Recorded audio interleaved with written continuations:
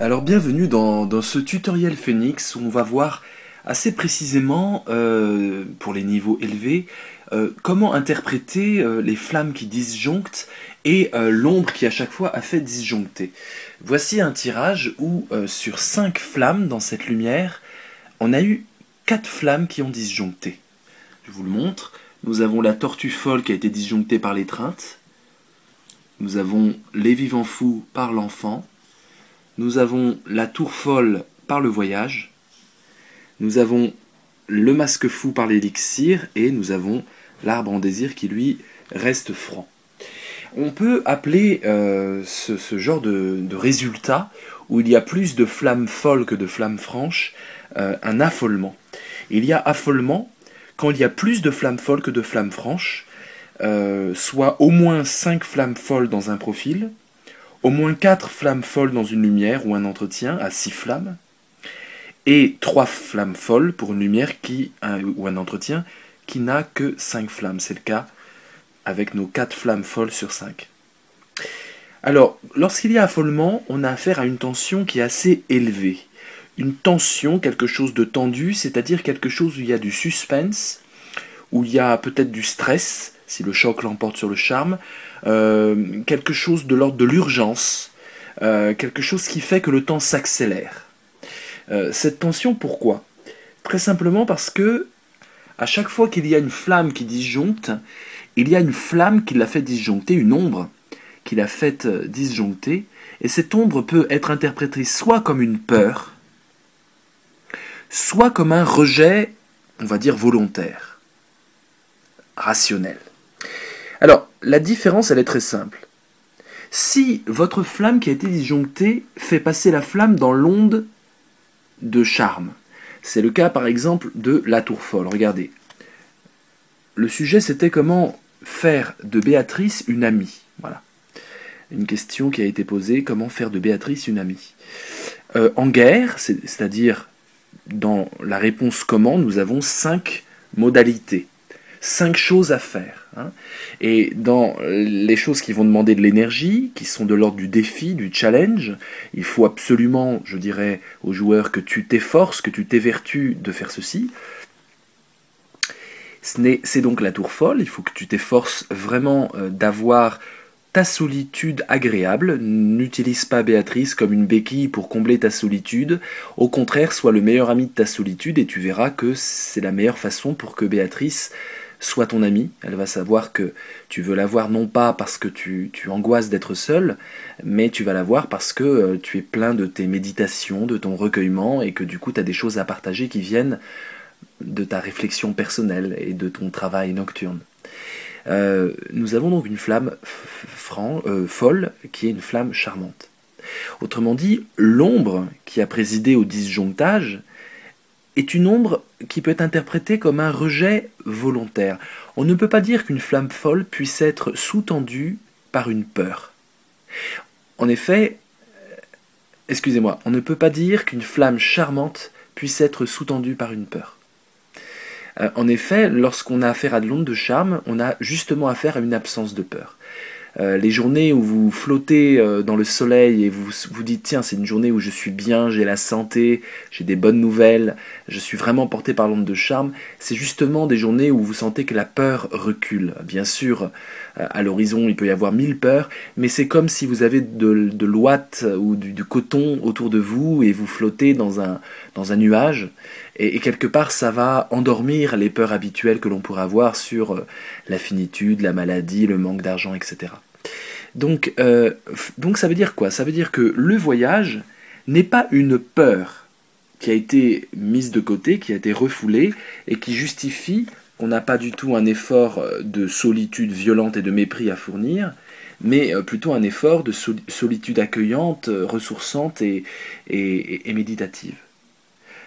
Le voyage, en effet, peut être soit quelque chose qui est de l'ordre du rejet volontaire, auquel cas finalement nous avons une peur de l'irrationnel, un rejet plutôt, un rejet de l'irrationnel, un rejet de la démesure, du hors norme. On peut très bien considérer que le rejet de l'irrationnel n'est pas une peur, mais une décision. On pourrait dire qu'avec Béatrice, tu dois, parce qu'il y a cette idée de ne pas être irrationnel lorsque tu t'adresses à elle, dans les efforts que tu peux déployer pour elle, justement, n'aie plus peur de ta solitude, au contraire, aime-la. Aime ta solitude comme ta meilleure amie, sois l'amie de tes méditations nocturnes et de ton recentrage serein. Et du coup, pour cela, pour arriver à ça, on t'incite aussi à rejeter tout ce qui est irrationnel, les angoisses, les rêves, les cauchemars, les choses qui sont de l'ordre de l'angoisse immaîtrisable et qui nous submerge de façon irrationnelle. L'angoisse peut-être d'une liberté. Voilà, donc le voyage est intéressant parce que c'est la seule ombre qui peut être interprétée soit comme un rejet, soit comme une peur. Car c'est la seule ombre qui peut soit rendre charmantes des flammes en les faisant disjoncter, soit rendre choquantes des flammes en les faisant disjoncter. Le phénix, lui, fait disjoncter toujours dans le sens de l'onde de charme. Donc le phénix est toujours un rejet, autrement dit un rejet de la mort, un rejet de la fin, un rejet de ce qui est terminé. Lorsque vous avez le phénix en ombre, c'est toujours le rejet de la fin de quelque chose, puisque ça va renaître, puisque le cycle va se répéter. Donc on n'est pas, c'est le rejet de la mort, on pourrait dire, le rejet de Thanatos. Là, dans le voyage, on a cette ambivalence. Et là, le voyage est plutôt de l'ordre du rejet, car la flamme qui disjoncte devient charmante. On ne peut pas dire que c'est une peur, c'est un rejet volontaire. Un rejet parce qu'on connaît ce voyage qui peut être effrayant, parfois ce hors-norme, cette démesure, et que du coup, connaissant cette flamme, on peut décider de la mettre de côté.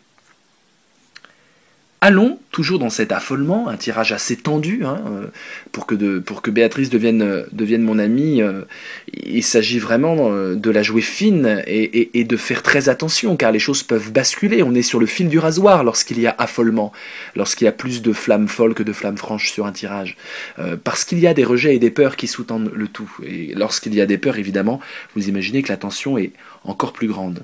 Prenons l'exemple du masque fou qui devient charmant, grâce à l'élixir. On peut dire que l'élixir est là aussi un rejet, puisque la flamme choquante du masque, c'est-à-dire l'hypocrisie et le mensonge, la simulation, la dissimulation de l'identité, devient l'identité joyeuse, fluctuante, une identité qui sait s'interroger de façon ironique et facétieuse sur elle-même, et qui remet en doute le sérieux alentour.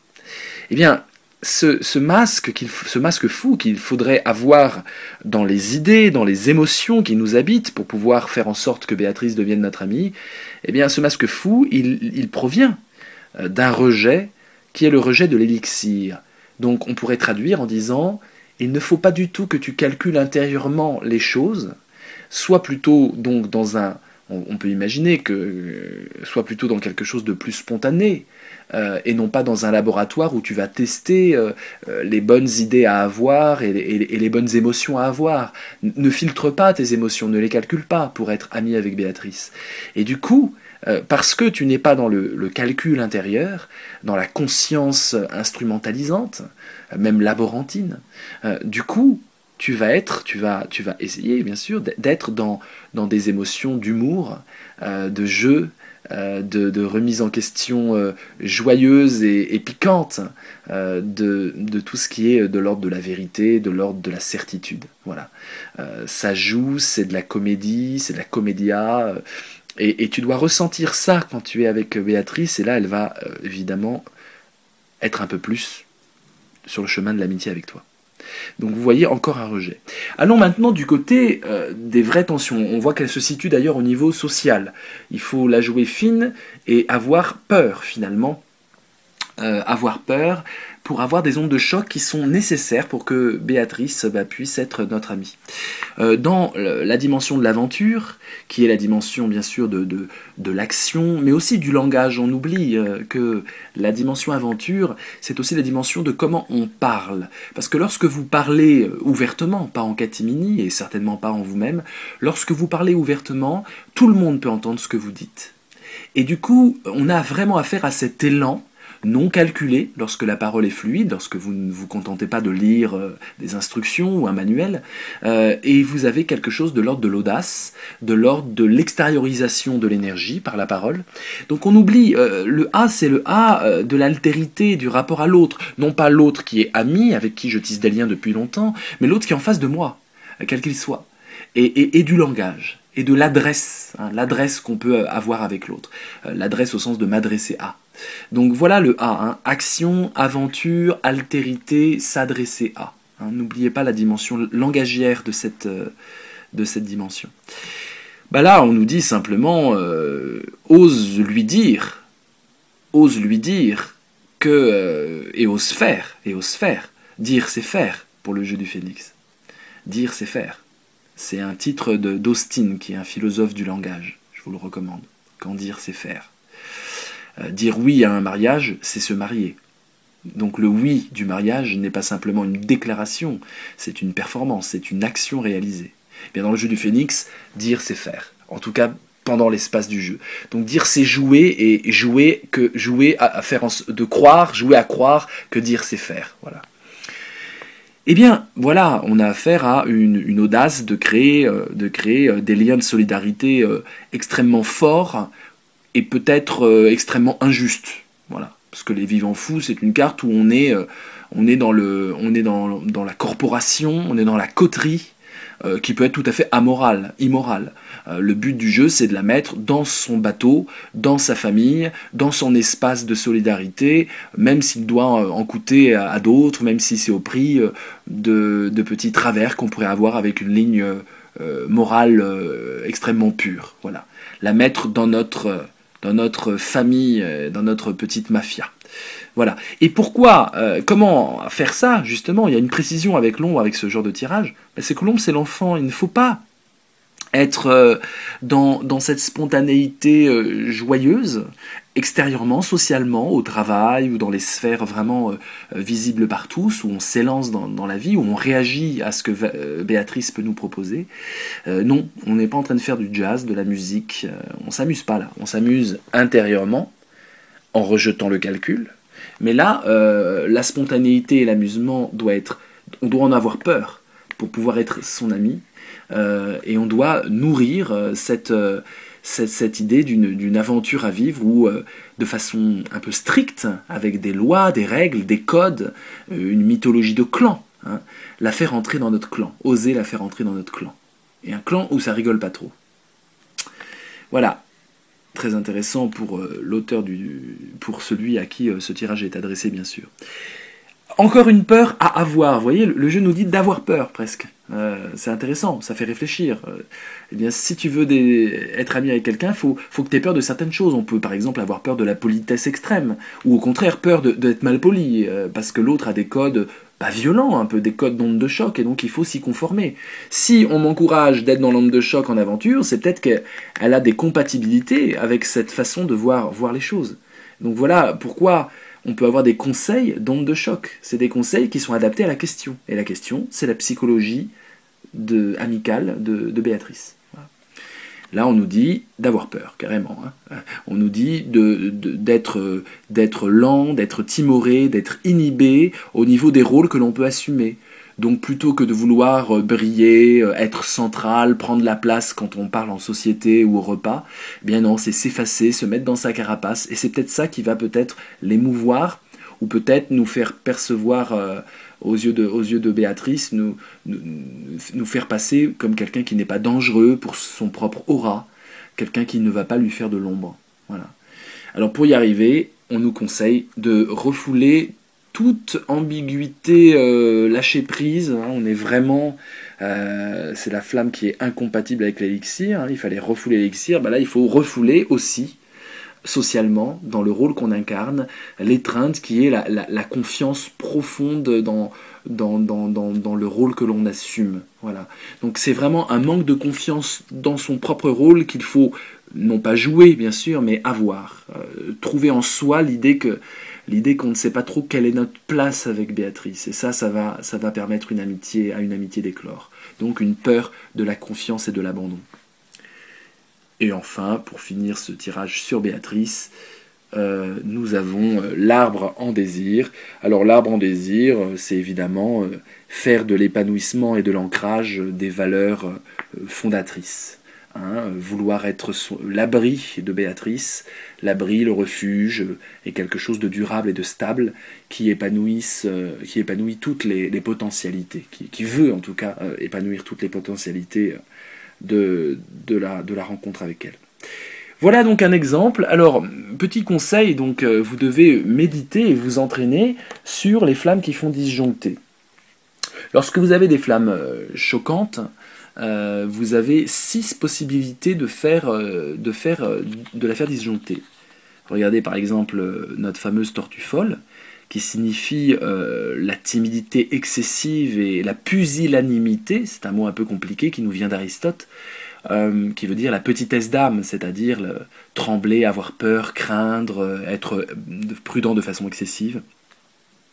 C'est la tortue folle qui se cache les yeux à l'envers. Regardez, nous avons une femme, parce qu'il y a des cheveux un peu longs et plutôt des formes féminines, une femme dans les flots qui fait la politique de l'autruche. Et vraiment, la tortue folle, c'est ce qu'on appelle en français la politique de l'autruche.